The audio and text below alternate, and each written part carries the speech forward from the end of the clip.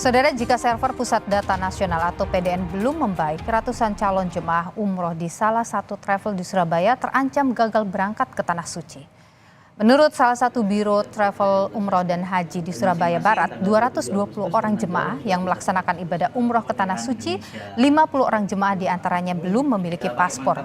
Jika server Pusat Data Nasional belum pulih, mereka terancam gagal berangkat umroh dan harus dilakukan penjadwalan ulang keberangkatan. Dari 220 yang berangkat di tanggal 22 ini, hampir 50 jamaah belum selesai. Semoga aja ini segera teratasi. Pastinya mereka akan di-reschedule ya, dan itu berdampak kepada teman-teman travel ya, akan mengalami banyak kerugian nantinya. Dampak Pusat Data Nasional error, kantor imigrasi kelas 1 Semarang yang biasa mencetak 300 lebih paspor setiap harinya hingga Rabu masih terkendala. Sehingga pelayanan pencetakan paspor tertunda. Banyak masyarakat belum bisa cetak paspor tepat waktu. Kantor imigrasi kelas 1 Semarang optimalkan petugas untuk melakukan pelayanan hingga server kembali normal.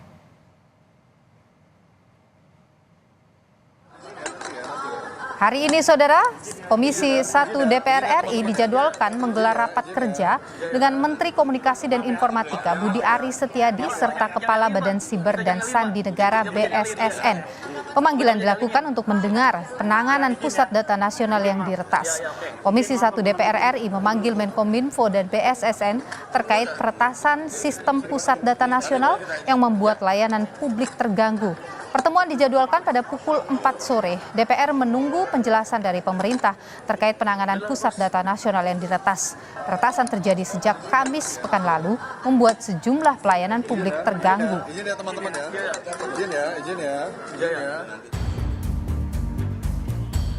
Satu pekan sudah, Pusat Data Nasional Sementara PDNS 2 yang berlokasi di Surabaya, Jawa Timur mendapat serangan siber ransomware. Meski segala upaya perbaikan dan recovery data sudah dilakukan, namun dampak peretasan masih terus ditangani. Direktur Network dan IT Solution PT Telkom Indonesia, Herlan Wijanarko bilang, data di PDN yang terkena serangan ransomware tidak bisa direcovery atau dipulihkan kembali. Yang jelas data yang sudah kena ransom ini sudah nggak bisa kita recovery, ya. Jadi kita menggunakan sumber daya yang masih kita miliki. Yang nomor satu, kita mengidentifikasi ada tenan-tenan yang masih memiliki backup ya, di lokasi Surabaya maupun yang ada di lokasi Batam. Jadi kira-kira jumlahnya 44 tenan. Jadi ini kita masukkan sebagai recovery stage 1. Stage kedua, rekan-rekan, kalau memang ini nggak ada backup, kita akan merebuild ulang ya. Kita siapkan environment yang baru sebagai pengganti PDNS 2 yang sudah kita kunci.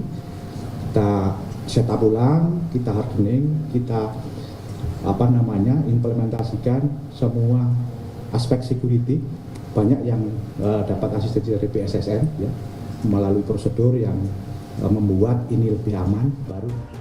Gangguan server Pusat Data Nasional akibat serangan siber terjadi sejak Kamis 20 Juni 2024 lalu. Sejumlah pelayanan publik terdampak, salah satunya adalah kantor imigrasi. Pemerintah telah menolak permintaan tebusan sebesar 8 juta dolar Amerika Serikat atau setara 131 miliar rupiah. Wakil Menteri Komunikasi dan Informatika, Nezar Patria, belakangan menyebut sejumlah pihak diantaranya pengelola PDN bertanggung jawab atas peretasan yang terjadi. Ya, tanggung jawabnya mungkin bertingkat ya. Bertingkat? Ya, selain yang mengelola PDNS, ya usernya juga saya kira para tenan, karena ruang digital ini kan dia saling berhubungan ya, saling berhubungan, dan virus itu bisa masuk dari mana saja gitu. Dan pada umumnya virus masuk lewat endpoint kan, lewat user. Nah ini lagi kita telisik karena temuan sementara itu terjadi di salah satu tenan ya, salah satu tenan itu ada loopholes lah, sehingga virus ini bisa masuk. Sementara dinilai tak mampu menyelesaikan serangan siber di server pusat data nasional, muncul petisi kartu merahkan Menteri Komunikasi dan Informatika Budi Aris Setiadi. Petisi yang digagas Southeast Asia Freedom of Expression Network atau SafeNet menuding Kemenkominfo bertanggung jawab terhadap keamanan pengelolaan data dan informasi. Tim Liputan, Kompas TV. Sistem PDN mengalami gangguan hingga membuat layanan publik terganggu. Lalu seperti apa hasil pertemuan dari Komisi 1 DPR RI yang memanggil Menkominfo Budi Aris Setiadi serta Badan Siber dan Sandi Negara terkait dengan peretasan sistem pusat data nasional? Sudah ada jurnalis Kompas TV, Niputu Trisnanda. Putu, selamat sore. Apa saja Putu agenda dari Komisi 1 DPR RI yang memanggil Menkominfo dan juga BSSN ini? Ya, selamat petang Nilu dan juga saudara. Tentu sampai dengan saat ini agendanya masih sama, yakni mendengarkan bagaimana upaya dari pemerintah khususnya, kemudian juga mendengarkan laporan dari Badan Sandi Negara untuk memberikan gambaran kepada Komisi 1 khususnya DPR terkait dengan penanganan dari gangguan dalam pusat data nasional sementara 2 yang sejak beberapa hari ini bahkan hampir lebih dari 1 pekan ini mengalami kendala, dan juga kita tahu belakangan bahwa itu merupakan ransomware atau ancaman di mana ada peretas yang mengunci akses data di sana dan kemudian meminta tebusan. Sampai dengan saat ini memang rapat ini baru saja dimulai karena tadi pada pukul 16:22 artinya ini 22 menit lebih lama dari yang seharusnya diagendakan, bahwa rapat kerja seharusnya mulai jam 4 tepat 4 sore yakni 16.00 waktu Indonesia bagian Barat, tapi baru bisa dimulai ketika Menkominfo Budi Ari ini baru tiba di gedung DPR sekitar tadi jam 16:22. Kalau kita bicara soal PDN, Nilu dan juga saudara, ini memang banyak sekali tekanan, kemudian protes yang disampaikan khususnya oleh masyarakat sebagai pihak yang tentu saja dirugikan, mengingat data pribadi yang tersimpan di dalam PDN ini juga berkaitan dengan pelayanan-pelayanan kepada masyarakat.